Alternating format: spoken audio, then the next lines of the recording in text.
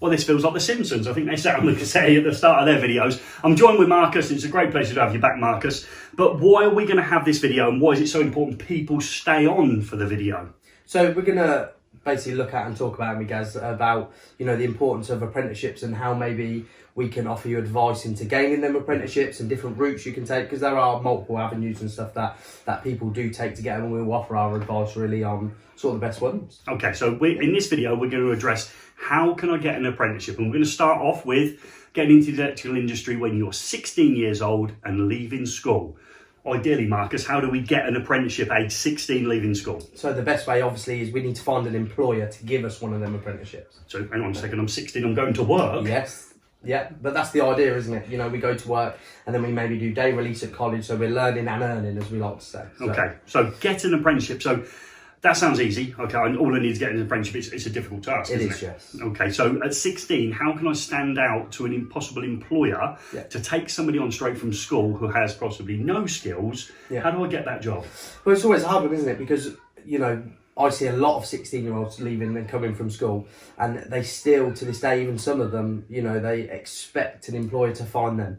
You know, they expect that they'll get a knock on the door and say, you've just signed up to an electrical course, I want you. But obviously that's not how it happens. So obviously we've got, you know, you have the normal sort of ways of sending CVs off, you know, sending emails, ringing people. But my advice is try and take yourself out of that sort of box, you know, try and make yourself different to other people. And I think you give the best advice on, you know, go to a wholesaler's where you're going to find every electrician in the country in the morning, you know, in a wholesaler. So, you know, try and take yourself out of the box, try and think of something different. And as, you know, an electrician on site anyway, we are very busy. Yeah. You know, so we don't always have time. You know, we might get one text through and think, oh, we'll text that lad back later. But then later comes and, you know, you're fault finding or you're doing this and you just forget, you know. So hound people as well, you know, be that, what's the film?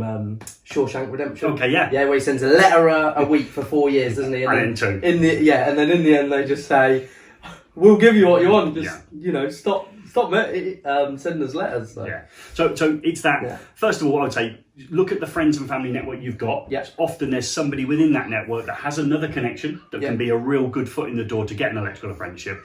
And if not, you're in with everybody else trying, and you've got to think outside the box. Yeah. You have got to send letters. You have got to send off your CV, obviously. You've got to have all that sort of stuff in place.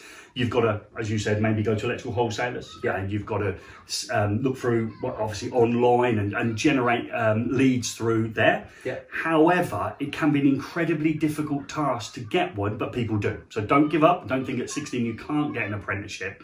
But I always like to have something in the bank, something back there to help me in case I don't. So if I was about to leave school, say in the May time, I'm doing my exams, I'm trying to get an apprenticeship, but what should be my fallback? What else should I have done? So maybe enrolling onto a full-time course at a college. Right, okay. You know, because from there, you know yourself, that they can help you to open avenues in certain aspects, and one of the main ones being work experience, you know. You go on site with an electrician, gets busier, we get on, why not take them on as an apprentice? So work experience is good, and not that when you go for other interviews you can talk about that work experience, and it will give you something to your personality that actually I have been on site and done this and experienced this, not just clipped a cable to a wooden board, you know, at college. So that is definitely something, like you said, as a fallback, and it builds your personality as well. So yeah, so you're male, you're female, you're leaving school, I'd go to your local college, I'd enrol in a course and then let them down when you get an apprenticeship. Yeah, definitely. Absolutely. Yeah. Secure your place on the course and let them down, because you spend from when you've left school, around about the May time all the way through to September when courses start.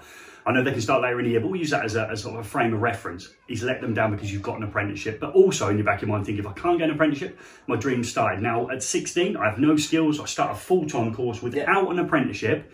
I'm obviously now giving the things to my CV I didn't have before. We'll have an electrical qualification. I'll have some experience of what wiring systems are. Yeah. And you touched on it there. You're going to add in as well in that course, that work experience. So why is that so valuable? So again, it just gives you that, in one element, it gives you that experience on site. You know, when you go to interviews, you can say, I've been on building sites A, B and C. I've done this. I've experienced this. I've looked at this. However, on the other side, I think it's important to mention that you might think then that the electrical industry isn't for you. And by actually being on site, okay, you might realise that, you know, I don't want to do this. And then you haven't wasted all that time thinking, I've got to go for a 4-year apprenticeship now because I've got one before I've done it. So you know, it does come from two angles, doesn't it? It does. Yeah. It gives you the experience, and then you can make a more grown-up decision about, oh, I'll spend that August day in a loft. No, why am I doing this for the rest of my life? Yeah. You know, so. And I love that. That's that. So you're 16, you're male or you're female, you're leaving school and you think you want to be something, whether it be an electrician, whether it be a carpenter, plumber, or anything else you might want to go into, I don't know, graphic design. You don't really know whether you want to do it. So, of course, if you went on a full-time course, you got a little try before you buy. Yes. As long as you put the work experience in. And if you do love it, hopefully then that'll encourage you then to keep going for jobs. Now, if I start a college course in September and then find I can get a job in October, is there a chance that a college would transfer me over to the apprenticeship framework? Yeah, there is. And often colleges will have like two sort of intakes. So I have one in September and then maybe one in January, sort of just after Christmas, where people can transfer over from that full-time course. It's always a hard pill to swallow if you get towards the end of your full-time course and find yourself an apprenticeship.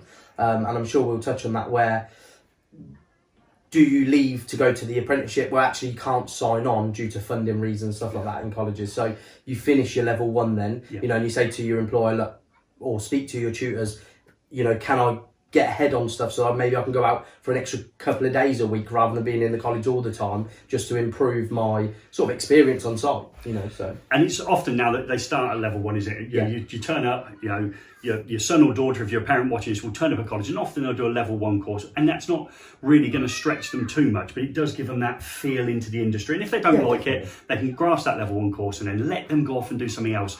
My dad and mum were really keen for me at 14 to become an electrical apprentice, and I didn't really see anything else. I like to say now to learners, you know, find out in the first 4 or 5 years of actually going to college and working what you don't want to do. And then when you do find something you want to do, you'll absolutely love it as you 100%. Go through. So we've got to the end. Let's imagine we didn't get an apprenticeship and we got to the end of that first year. Do you believe that somebody with a level one qualification and some fantastic work experience, maybe done 80, 100, couple of 100 hours, what's their chances then, in your experience, of finding an apprenticeship maybe in the second September? Yeah, so generally what happens is because them learners are driven, okay, they're driven, they've felt the hunger of, I want to be on site, I want to be working, you know, they genuinely then start to think outside the box and start hounding people, and generally they do go on to get an apprenticeship, you know, because most often than not, it's probably through the work experience where they've become used to the electrician. The electrician has already started to mould them in the way that they work. So, you know, why would an electrician, if they've worked 100 hours with somebody that they like, why would they then go and find somebody random that they've never met before, you know? So generally in that level two, it definitely, you start seeing more people dropping off sooner rather than later. And you touched on that level two. So what we're saying there is, after your first year, you got to another September. So the September, the first one you left school and tried to get an apprenticeship, hopefully you did, and you're off and running, and this video is no longer required for you. You do a year at college, get to level one, you're at your second September. You're now at that crossroads, and we normally see some people drop off now, don't they? Yes. So before they start level two. So from your point of view, if you have to stay on and do a level two, all of a sudden now, the people that are there generally, but not overly, but generally the rule is they want to carry on and to be an electrician. Yeah. Not everybody, we know that. But so you're now in, so you think that's great. So my group's got smaller, but actually it's got more competitive, hasn't it? Yes, definitely. Because all of a sudden now you've got the same qualification, the level one, you've moved into level two because you couldn't get an apprenticeship, and you're going to go at the level two. And I recommend, if you want to do it, you keep going. Well, now I'm a little bit more mature and I've obviously got some work experience. I'm working at level two. How can I make that CV stand out maybe from other people? Because they're going to be up against me. The people in my class are possibly going to be my competition. Yeah, so, you know, you've got to start looking at things like CPD, and what we know about recent things happening in the industry is that a lot of the competent person schemes are going to be looking for CPD. Yeah.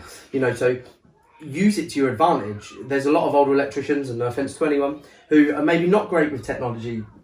Maybe you go.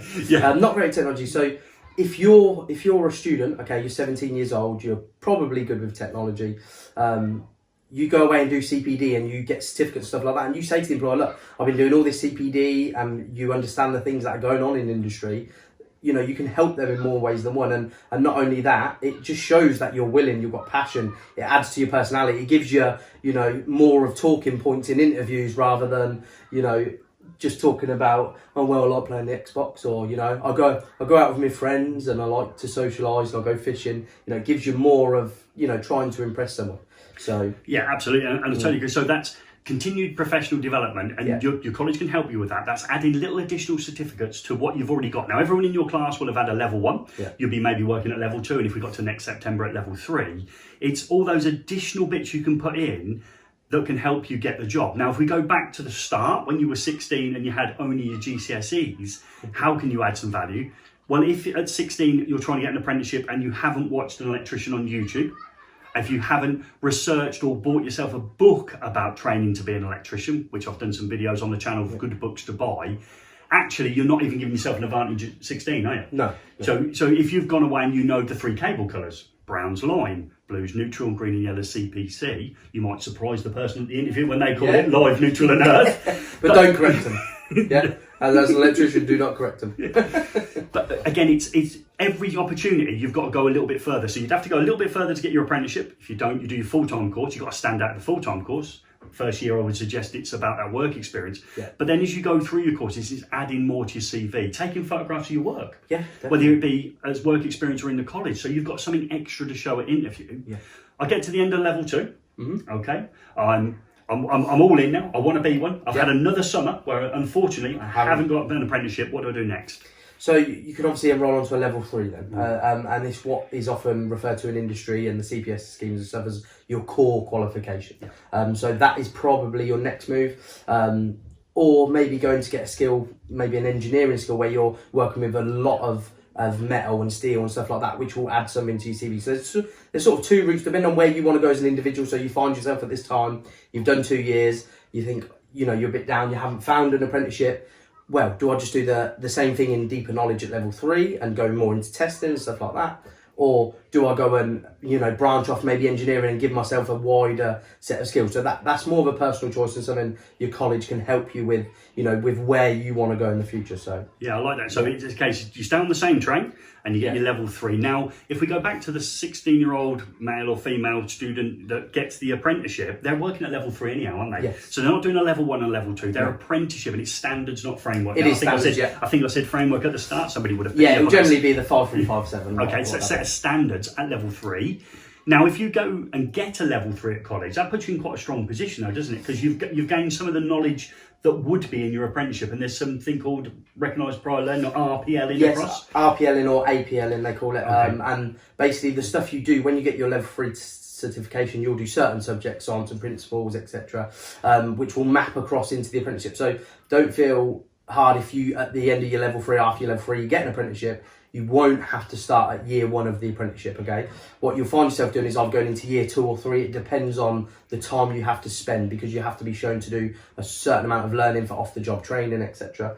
So, yeah, it's a big thing that to remember. All of what you've done isn't wasted. It maps across and actually gives you less to do, and you can concentrate more on the portfolio and stuff like that. So, and when we say portfolio, as an apprenticeship under the standards, you have to gather evidence in the workplace to prove you're doing wiring systems, and it's a broad range of wiring systems, and that goes back to your apprenticeship. Try and get one that at least covers 2 sectors. Would you say? Domestic and commercial, or commercial industrial? That sort of thing. Definitely. You want sort of to try and get a broader range. It definitely, if anything, helps you with your college course and helps you with your portfolio of evidence, but it helps you as an individual when you're growing into the industry, because you have learned lots of skills.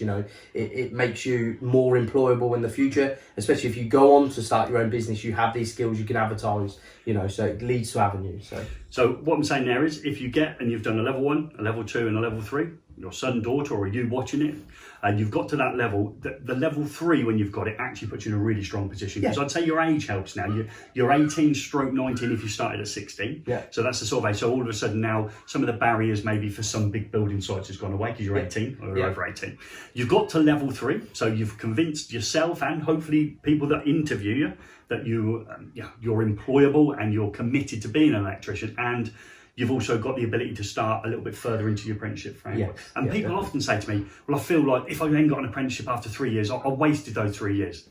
Those 3 years got you the apprenticeship. You didn't waste a second of time. No. You've got the rest of your life, to be working in industry. And one thing when you're in industry, you will value that time you've spent working with other electricians and getting different points of view on different regulations and different methods to installing wiring systems, so it all benefits you. And like we said, a lot of it is RPL'd into the apprenticeship, therefore it's not wasted.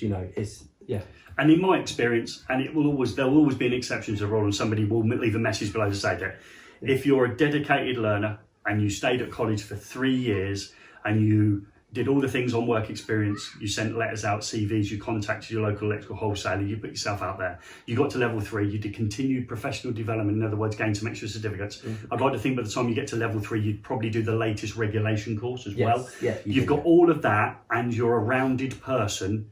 I've never seen one of them not get an apprenticeship. No, it'd be very rare, wouldn't it? I imagine every college up and down the country, if you had that person, you would be shocked if they didn't get an apprenticeship. And the college can help you, obviously, there to get apprenticeships. Now, if you did get to that position, this is where that jump to the engineering is an option, isn't it? Or something else. Yeah. So what we're saying there is what we encourage people either at the end of level 2 or at level 3, if they've sort of thinking, I want more skills, I've said to them to go and do an engineering course. Yes. So we're looking then maybe to move them into electrical engineering, which is more perhaps breakdowns and maintenance in factories and things like that, which is incredible money, isn't it? Yeah, it is definitely. If you've got a machine that earns you, I don't know, £100,000 a day and it breaks, you watch them pay the person to fix it a few quid to get it fixed. So again, that's another option, okay? So it's all about how you approach it, I would suggest. You've got to go the extra mile at everything. Nothing's going to be given to you. No, definitely not. You might be lucky enough, your uncle's also an electrician, he takes you on. Well, congratulations, you've not watched this video, and you certainly haven't got to this part of the video.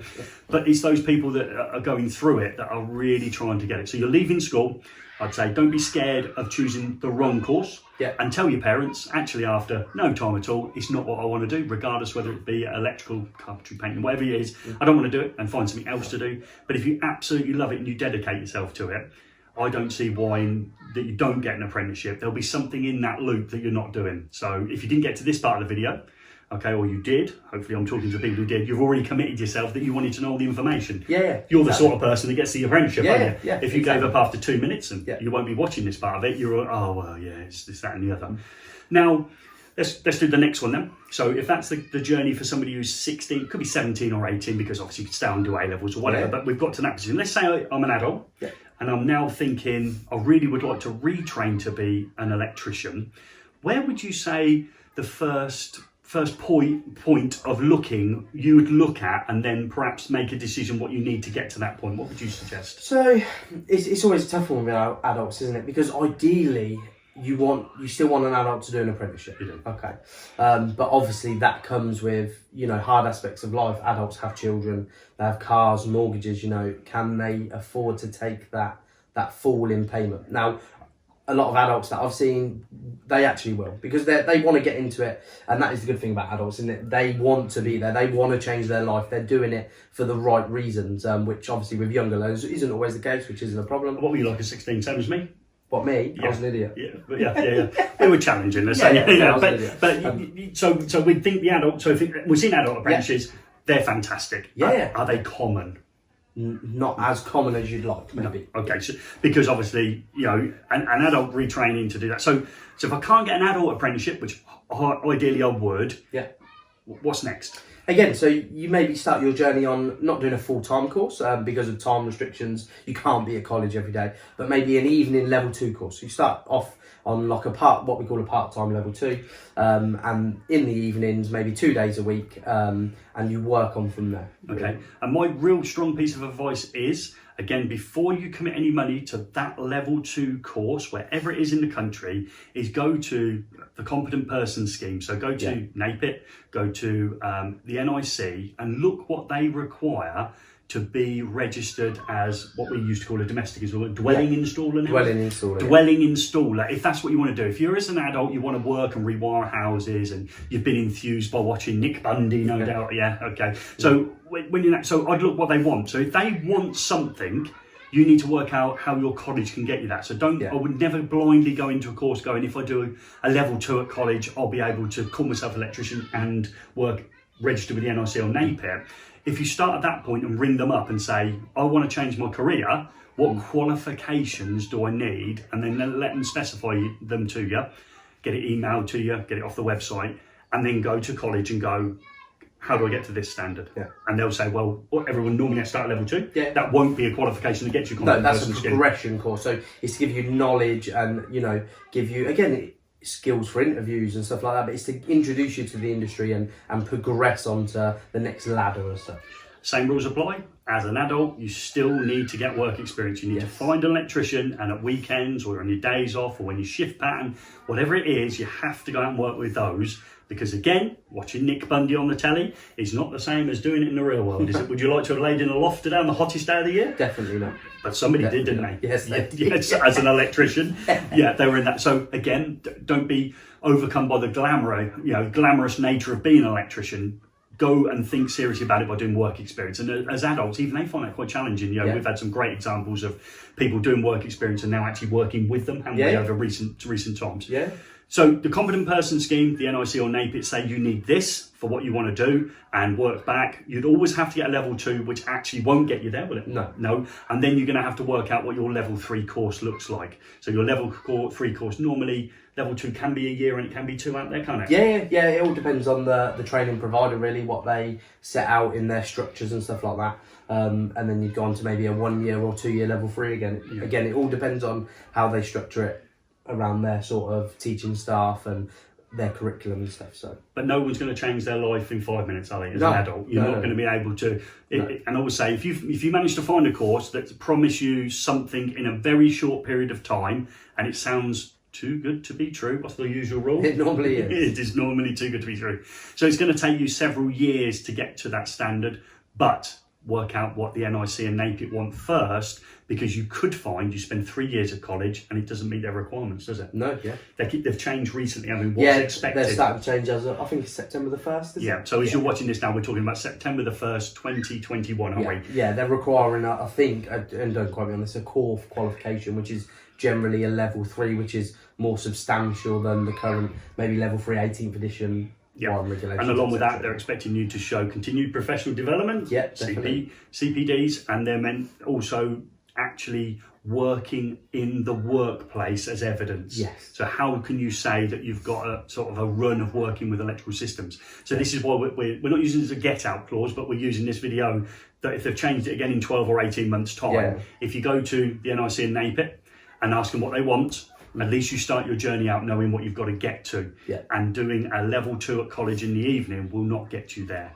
So you're going to at least have to do a level 3, make sure it's the right level 3, in order that at the end of it, you can either go and work for somebody because you've got a required level that they want, or if you want to go and work for yourself, which is generally what the adults want to do in the evening, isn't it? They want to go and work for themselves, so you at least know you've got there. Any other gems that you want to put in across the two? Can't think of any off the top of my head. I'd always say, for the younger people, if we go back to them, if you spend, 10 hours a week, and that's well under it, 10 hours a week maybe on a games console, or a hobbyist, you might be, enthusiastic whittler of wood. Yeah, okay, you might be able to whittle a wood down into no end of great things. Take some of that time, your private time, take some of that time and say, well, I'm going to give myself 2 hours a week, and I'm going to dedicate that to homing my craft. Yeah. Not work experience, I mean reading beyond the subject, watching YouTube videos and spending that time. Now, a lot of people will go, well, already you're not going to get the job. You've got to want this. You have that mindset, haven't you? Yeah. And what would you suggest that, it's going to be a broad term here, what am I going to be earning as a fully qualified electrician, say a couple of years out of my time, so it's 5 or 6 years into the process, what sort of wages do you think we could be earning? So I think if you look at the JRB pay scale, I think it's about £18.61 an hour. It's around let's go 20 quid an hour. Yeah. 20 quid an hour. Well, we multiply that by the number of hours we work in a standard week. Yeah. That's employed with somebody else. That sounds quite good money. Yeah, it is good money. It is good money. They don't give good money away, is what I will say. If it's going to be a good salary, you're going to have to be good, and you're going to have to be, prepared to go the extra mile. 100%. And let's say I've started being an electrician, I'm loving it. What's going to happen every 3 or 4 years to do with me and college?